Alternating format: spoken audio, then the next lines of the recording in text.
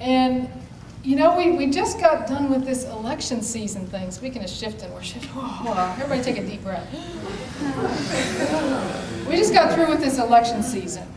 And I'm thinking, if you were like me, you might have been feeling kind of frustrated by all these words that were being bandied about and thrown about, and all these ads and all these things being said, and people saying things about each other, and you're feeling frustrated, and you're feeling disgusted maybe even, or mad, because you know that these words had the power. They had the power to make your blood boil, some of you, some of us.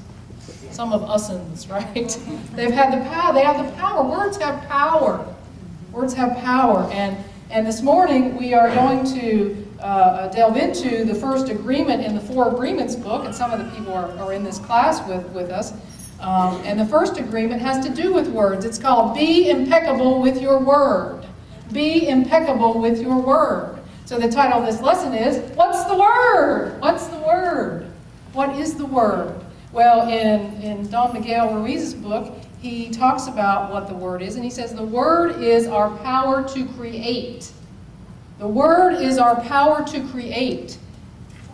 It is how we manifest things in our life. It has feeling and energy and force. You notice that? Our words have that.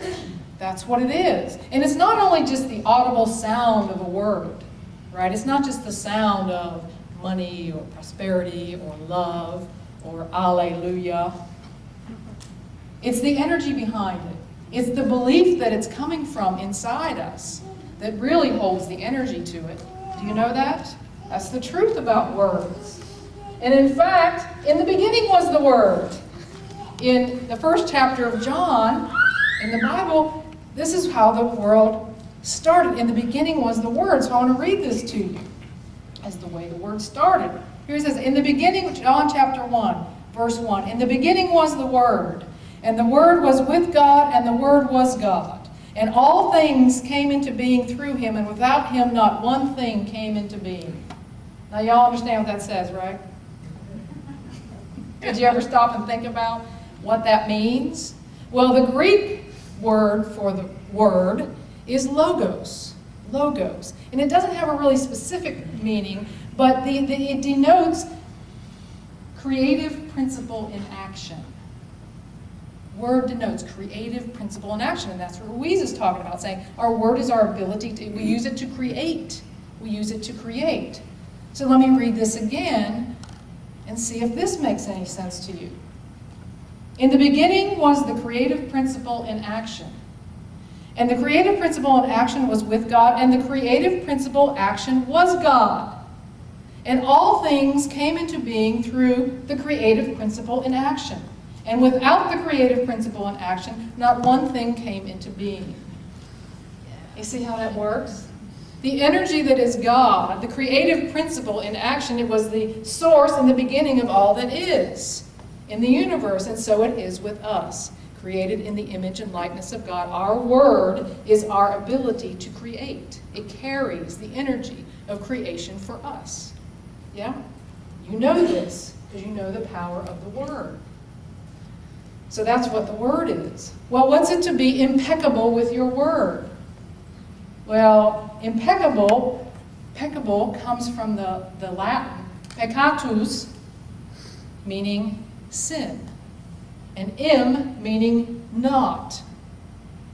So to be impeccable means to not sin.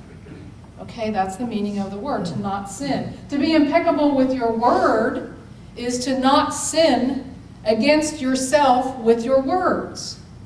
That's what we're talking about in the first agreement. When I am impeccable with my word, I am using words to not sin against myself, to not have error thinking against myself. Okay, does that make sense to you? Okay, that's what being impeccable with your word is. A lot of times when we hear a statement like that, we think about other people who are saying words to us and saying they're not impeccable with their word. No. This is about me for me and you for you, and how I speak to myself. Am I impeccable with my word? So what kind of words do you use?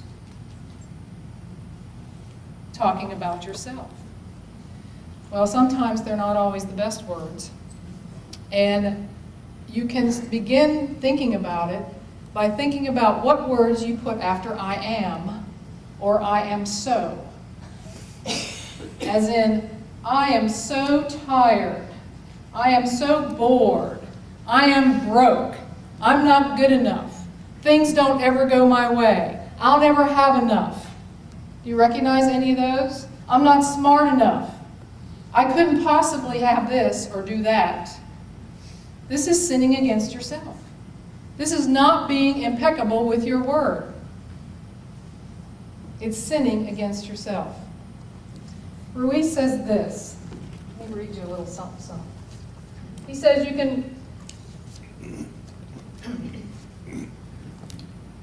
can measure the impeccability of your word by your level of self-love. How much you love yourself and how you feel about yourself are directly proportionate to the quality and integrity of your word. So if I'm using those kinds of words, what am I really telling myself? What am I creating? Because words have the power to create. And I'm creating maybe something I don't want. A good friend of mine says, we can't get enough of what we don't want. We just can't get enough of it because we affirm it over and over again. We can't get enough of what we don't want. I don't like it. Right? But we do that if we're not impeccable with our word, if we don't acknowledge the truth about our own self. Okay? Now, Jesus was a dude that was impeccable with his word. Okay? He walked around this earth, as did many master teachers, knowing and using the word, knowing its power. Okay? For instance, when he was told, hey, Lazarus has died, Jesus, you gotta come. You gotta come. And he didn't even get excited about that, by the way. It was about 2 or 3 or 4 days later when he finally got to where Lazarus was laying, right? And he goes in and he didn't say, well, God, do you think maybe when I go in there I could get him to come alive? Do you think that's possible? No, when Jesus went in there, he said, Lazarus, rise up. That's it, rise up. In Luke chapter 13, Jesus encounters the woman who's been hemorrhaging, bleeding for decades. And what does he say to her? Woman, you have been healed of your ailment. Words of power, words of authority. In chapter 17, he comes across the lepers. And what does he say to them? He said, go on, walk and show yourselves to the priest. That's all he says. And on the way, what happens? They're healed. Authority with his words. In chapter 18 is when he encounters the blind person. And what does he say to him? Receive your sight. Receive your sight. That's power and authority in word. Okay? He knew how to use the word. He knew the power of the word, and he knew how to use the word. That's powerful stuff. And this is the type of authority that we should grasp when we're impeccable with our word to ourselves, when we're talking about ourselves. That I am important. What I have to say matters. I'm a perfect child of God. I can do anything. There's nothing that's impossible for me. It's all possible. And I claim it now. Do you feel that? That's how we need to be talking to ourselves. And when we do, one of the people in the class said, what happens? I get this image that I've been told about. I'm like Teflon. Everything just falls off of me. I don't take it on. Right? Because I know and trust in what I really am. I recognize the spiritual nature that I am. Not from up here, not in the sense of overlording to somebody, but knowing inside the truth of what I really am and acknowledging that all things are possible, that I can, not I can't. There's an old adage that you might be aware of. It was written in a little publication called the Christian Register back in 1862 from an AME church. You might recognize this adage. I think most of you might.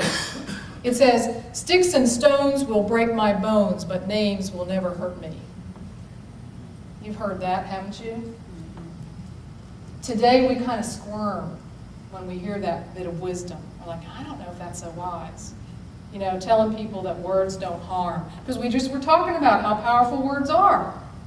And so we see bullying in schools, and we're telling people, hey, you know, words are hurtful. But here's this adage that says, sticks and stones will break my bones, but words will never harm me. And this adage is only good, it's only wise if I know how to stand in my truth. Because then I do have that Teflon exterior. That's what Jesus had. That's what many people walking this earth right now have. That those words are meaningless to me, of what somebody says outside of me, if I know in my heart that I am important, that what I have to say matters, that I have something to give that no one else on this earth at this time is prepared to give in the way that I can. Then I'm walking with confidence. And it doesn't matter. Those names will never harm me. But it has to do with knowing what you really are. It has to know with standing in your truth. And Jesus knew that.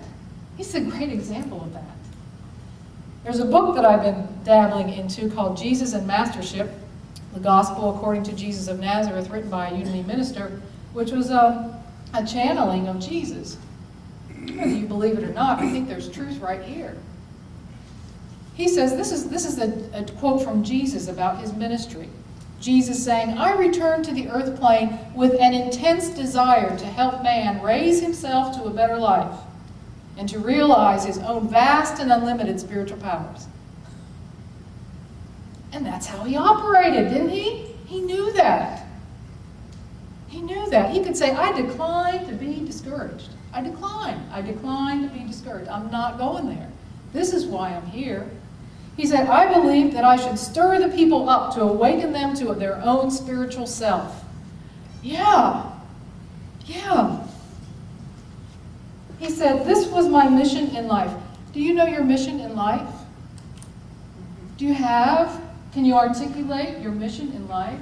Jesus could articulate his mission, and because he could, nothing could dissuade him. He says, my mission in life is to help each man and woman know his real self and how to express his true potential. I mean, that's pretty awesome, isn't it? He knows what it is. He knows himself. He has that confidence about himself. And he's speaking impeccably to himself in order to maintain that trust in a greater power, that trust that comes out of our godness. Well, you know, many masters taught this, many masters demonstrated this, and there are many among us today who are doing the exact same thing. This is not something that happened 2,000, 1,000, 100, whatever years ago. It's happening today. There are many examples among us, and I want to read two of them to you. Teenagers, actually. And so I want you to listen to these two stories. I want to read a story about Austin Hatch from an article by Rob Douster on NBC Sports Online, written earlier this year, at the beginning of the year. He said, for the first time since 2011, Austin Hatch hit a shot in a basketball game. And while that may not sound all that impressive on the surface, you probably don't know the entire story. Hatch has survived 2 plane crashes that killed 5 of his family members. In 2003, his mother, 11-year-old sister, and 5-year-old brother were killed when his father crashed the small plane he was flying. In 2011, he was put into a medically induced coma for 2 months after his father again crashed a plane that he was flying. His father and his stepmother died in that crash. So, on this night in January, Hatch, who has moved from Indiana to his uncle's house in Los Angeles, played in his first basketball game since the crash. He hit his first shot. It was a 3-point shot, which sent the Loyola High School bench sprinting onto the court, and it drew a technical foul. It was the best technical foul I've ever been a part of, the coach, the Loyola coach, Mr. Adams, told the Times. And after the game, Adams sent out the following tweet. He hit a 3 and our bench erupted. It was unbelievable what that kid has gone through and how hard he's worked. That kid has taught me you can come back from anything, that nothing is impossible. It was a spiritual moment. How do you think Austin Hatch spoke to himself? Do you think he said, "Poor me, my whole family's dead in a plane crash and my father did it"? Maybe he did for a while, but he didn't hang on to that. I think he spoke different words to himself. I think he empowered himself. Nobody else did the work but him. Yes, he might have been encouraged, but he decided, I believe, to be impeccable with his word.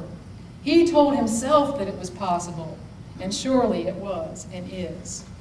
And he's now has an opening to play on the Michigan State basketball team on scholarship. From being impeccable with his word, to letting anything that didn't serve him fall off, and to claim and acknowledge his spiritual nature. You might have heard of another 17-year-old Pakistani girl named Malala. She was the youngest girl to win a Nobel Peace Prize. And she was on the Daily Show's with Jon Stewart last year, and he asked her this. He says, "What would you do if you were confronted again by a member of the Taliban?" And she said, "I'll tell him how important education is, and that I even want education for your children as well," she said. "I'll tell him that's what I want to tell you. Now what do you want?" Now what do you want? From a girl who was shot in the head by the Taliban for exercising her right to go to school when she was 14. At the United Nations in July of 13, she said, "Dear friends, on the 9th of October, 2012, the Taliban shot me on the left side of my forehead. They shot my friends too. They thought that the bullets would silence us, but they failed. And then out of that silence came thousands of voices. The terrorists thought that they would change our aims and stop our ambitions, but nothing changed in my life except this. Weakness, fear, and hopelessness died. Strength, power, and courage were born." Strength, power, and courage were born. What is she telling herself? Born in me. Strength, power, and courage are born in me. And she's still on her crusade for education rights. And they seem to be getting stronger. And she's working in the world of ISIS and Boko Haram. Still working. She's 17. Mr. John Sutter, who wrote this article, said, "She is a beacon of hope, a reminder that the human spirit holds in it immense possibility, warmth, humility, and forgiveness." It does, doesn't it? Because whatever stories you've been telling yourself, whatever agreements that you've made, that you've been calling on yourself to, you don't have to keep them. You can change them. David Owen Ritz in Keys to the Kingdom, if you've ever taken that course, said, "Even on my family crest, I believe what was written is, I am so sick and tired." It was a family trait. And guess what? Everybody was sick and tired. Even if it's a family heirloom in your life, you do not have to keep living it. You have a choice. And I dare say that there are people among us right now in this congregation that have been living this way also. My good friend Debbie Creasy is one of them. When she needed a new hip and didn't have any insurance, you know what she did? She didn't sit and cry at home and say, "Oh, I need a new hip and I don't have any insurance." She got on a website called GoFundMe, and she raised enough money to get a new hip. She said,